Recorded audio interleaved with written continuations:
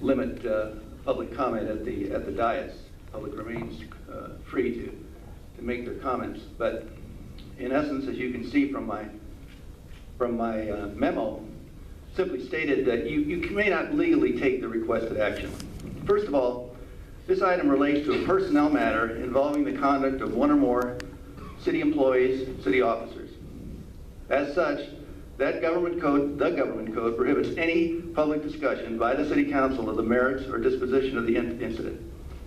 Secondly, the incident proposes a public discussion by the City Council of statements made in a closed session and thereafter were improperly leaked to the media. For this separate reason, public discussion by the City Council of what occurred at the closed session is improper. Just as improper as it would be for there to be public discussion of what occurs at a closed session in the City Council. Third, the City Council lacks the authority to undertake an independent investigation of this incident.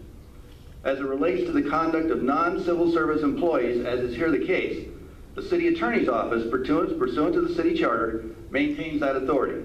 And in fact, such an investigation was conducted by my office, specifically by me. Again, the outcome of that personnel investigation is confidential and not subject to City Council public discussion. In summary, I want to cut to the chase here. A lot of personal privacy rights are involved here. And I'm not just talking about Commissioner Drummond, Commissioner Fields, or Commissioner Schrammick.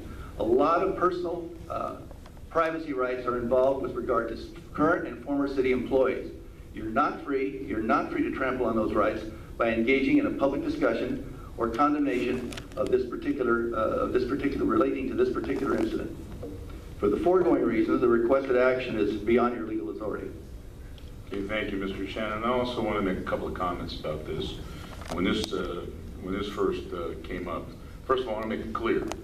The allegations were made in a closed session, and they were only publicized, I believe, by Mr. Fields.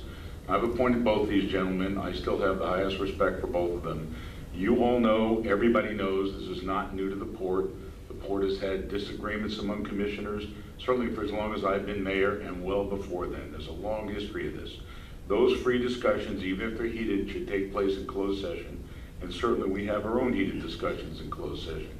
When they get revealed outside and then even legal action is contemplated, the potential legal action is contemplated, that takes on a different character.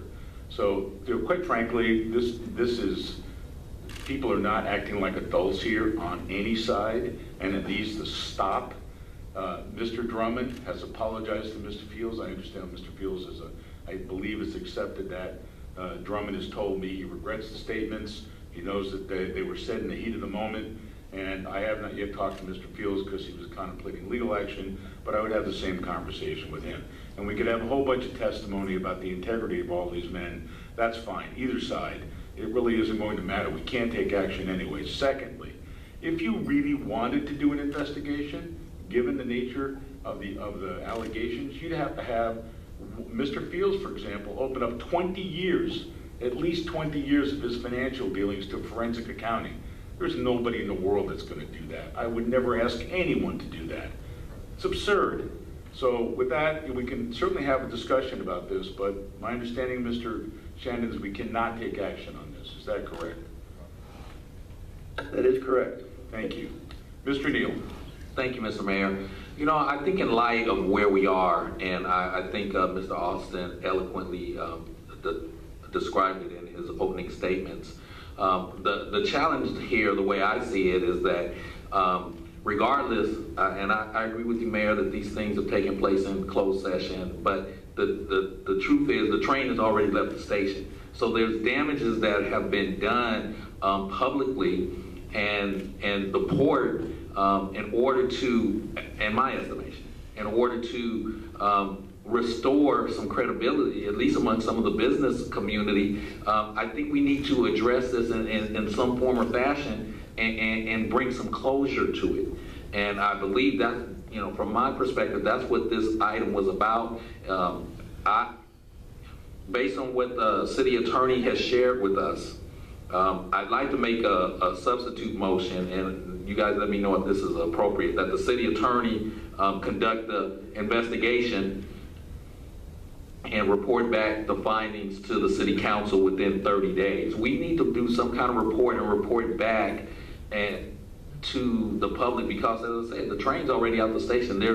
We are getting, or at least I've been getting, calls about what's going on with the Port of Long Beach from people in the business community, and I think this is damaging. If anyone thinks any of these allegations are true, this is not a witch hunt for Mr. Drummond or Mr. Fields, but there have been some very damning statements that are made out there, and I think it's responsible on our part to address it in some form and not act like it didn't happen. Mr. Shannon, any comment on that? Well, the motion is inappropriate with all due respect, and I will again say the problem I'm having here is that it's our position, and I believe I'm correct, that this whole incident is confidential. The investigation that I conducted is confidential, and therefore I'm limited as to what I can tell you. I can tell you, though, that I thoroughly talked to every person who was in the room at the time. I spoke to Mr. Drummond.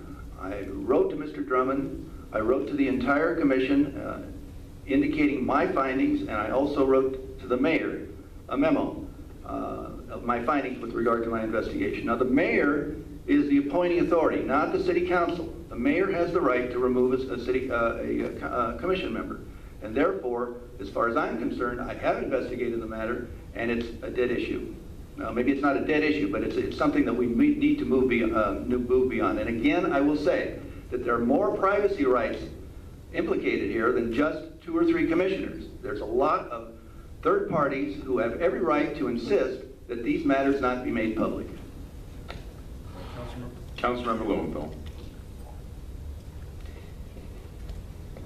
Thank you, Mr. Mayor. I wanted to ask the city attorney, and I appreciate his clear direction here and explanation as to why the investigation is confidential. But it was mentioned, I think, by the mayor as well as somebody else, that closed session discussions were revealed.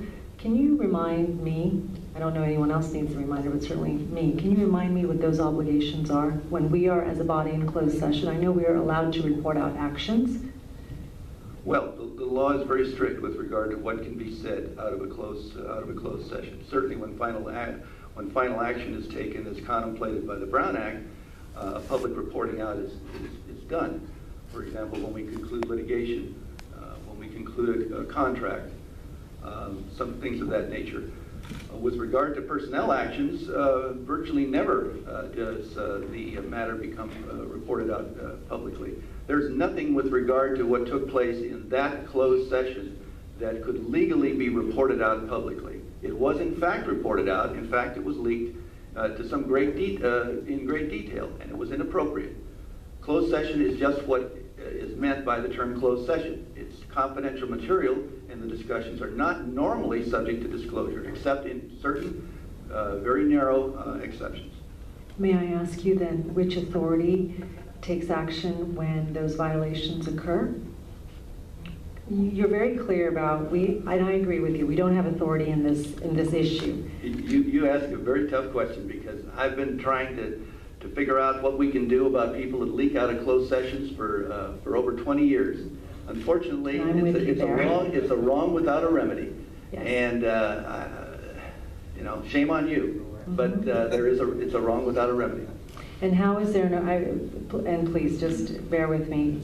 I understand the wrong without the remedy because we haven't seen a remedy, and I know that there's always this rush to reveal to press what goes on, and sometimes it happens relating to matters in closed session. It's more than a wrong, it's a violation. And so the remedy that I think some of us are thinking that exists, if it doesn't exist, what is the public's cure for that? What is the public's remedy or recourse? Well, at its core, it's an ethical violation.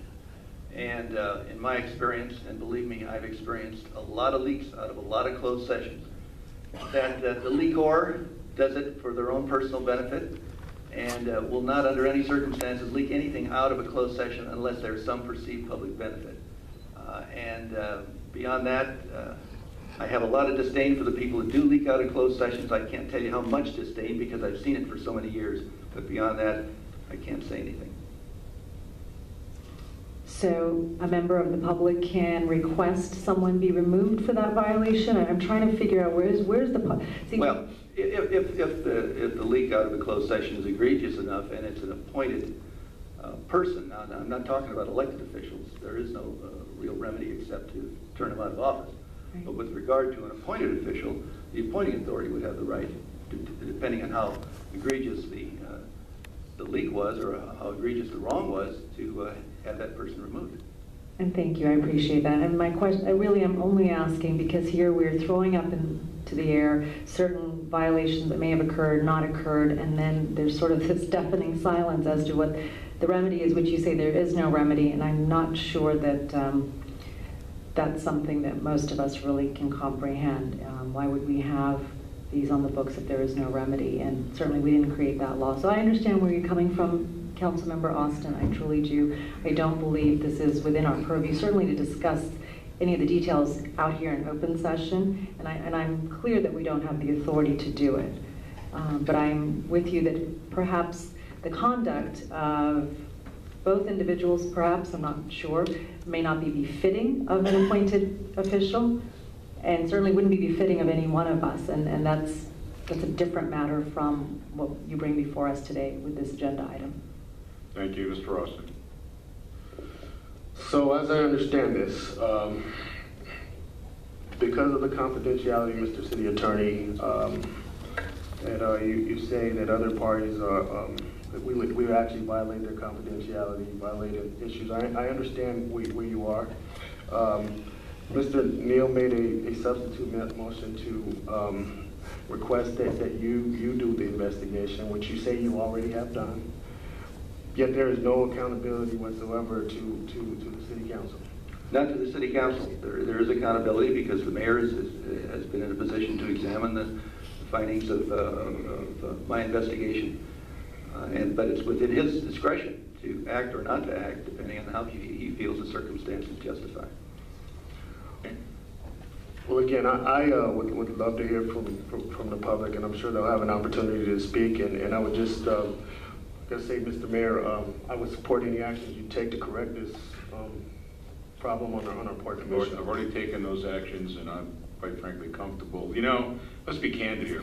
We all know that we've even had very heated discussions in our own closed sessions, and things have been said over the years that people, when they calm down, would not have said. So, you know, I think, put this in perspective, this kind of stuff, even the last iteration of the Harbor Commission, there were all kinds of machinations that went on and discussions that went on and heated arguments and claims back and forth. I mean, every port commissioner has told me over the years, well, they're doing this and they're doing that. And that stuff gets said in closed session. It should stay there. And I've talked to the protagonist in this case. I've talked to every harbor commissioner except Mr. Fields, because Mr. Fields had at least alluded to litigation. I think the city attorney needed to talk to him before, and I'm happy to talk to him. But quite frankly, I think everybody ought to just cool their jets and act like adults. Mr. DeLong. Along those lines, Mr. Mayor, I don't have a comment regarding the specific occurrence here, but I guess what I would ask is that hopefully these two gentlemen can put this behind us, but if for some reason, if time goes on and this continues to fester and it's not in the best interest of the Port of Long Beach or the community, then I would ask for you to consider removing both commissioners if it can't be resolved, and hopefully it will be resolved. My understanding, I wasn't there, but I talked to Mr. Shannon today. My understanding is that both Mr. Drummond and Mr. Fields met personally and they shook hands. And is that correct, Mr. Shannon? They did shake hands. I'm not going to say whether they're particularly friendly. All right, you know, look, I'm just saying. It's a step in the right direction. Tell you what, Mr. DeLong, it will remain to be seen if they can work exactly, at least with some kind of harmony together. I think that's a good thought. Thank you. All right, Councilmember Shipsky. Thank you, Mr. Mayor. And I do understand what I guess is being said here by the city attorney, and you're representing that Mr. Fields and Mr. Drummond, well, we don't know for sure if they've made up. But I'm also concerned too about the disparaging comments that were made about the owner-broker of the World Trade Center in this whole process. So there is another party here that hasn't shook hands and made up, because for whatever reason that information got out, it also brought that transaction or potential transaction and muddied it up, quite honestly, which I don't know it was purposeful, but it certainly didn't put us in good stead. The other thing I just have to say is I had a group of port tenants come to my office some time ago, and I have to tell you, I don't know if they met with anybody else, but they're fed up with what they perceive as the politicization of port operations. And that when this kind of information and thing comes out, when other things have come out, they quite honestly said in my office that they would look to go elsewhere to operate their businesses if we all don't all grow up and get out of port operations business. So I'm hoping that, you know, we have an excellent reputation with that port. You know, city attorney and he and I went back and forth today about whether or not these individuals are considered employees since they're appointed officials of the legislative body, but I will defer to his opinion, and I would just say that I hope this doesn't occur again on any issue, because it's sending a message out to our port tenants. As any of you might have read in the Business Journal, I think editorial op-ed from somebody in the port community about his concern as well. So I'm hoping, and I would like to make a, is there a motion? Well, there's one motion, the original motion. Well, I'd like to make substitute, we receive and file. Take a second on receiving. All right, second. All right. If I may just make a comment, because I've heard I've seen and heard all the detritus out there on this issue. First of all, on the politicizations of the port, this port is run and governed a lot differently than LA.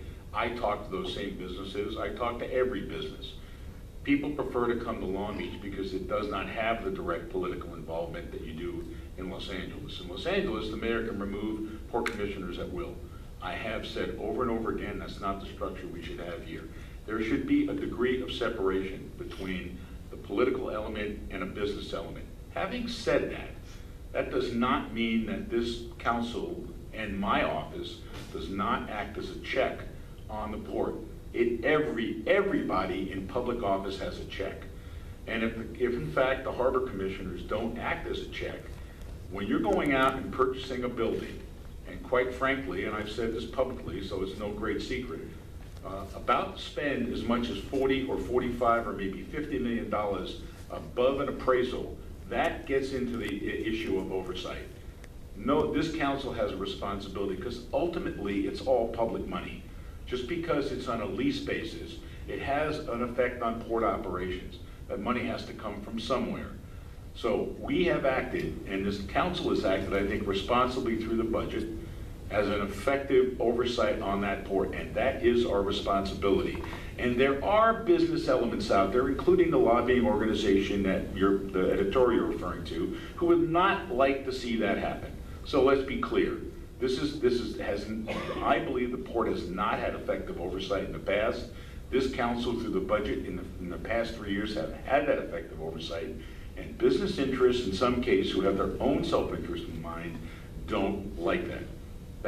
But I believe that's our public responsibility, and I, for one, will not let up on it. We have a responsibility to make sure public dollars and public institutions operate effectively and efficiently, and that needs to continue to occur. I agree with everyone here. This is actually pretty childish stuff, but people are making issues of it for their own reasons. Let them do that. I think Mr. DeLong has a great suggestion. I will talk to, again, both parties involved. I will tell them to get down to business, put this beside them, put it behind them, and if they can't do business, then I will consider further action. All right, with that, we'll go to public comment. Please come forward.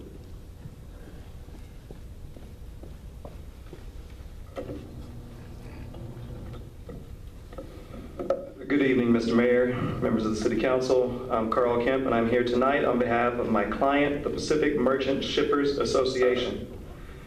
PMSA represents tenants and customers of the Port of Long Beach as well as other West Coast ports. The rent our customers pay is the primary income of the port. PMSA is in support of the proposal by Council members Austin and Neal to investigate the charges of alleged misconduct leveled by Harbor Commissioner Drummond against other harbor commissioners and members of the general public.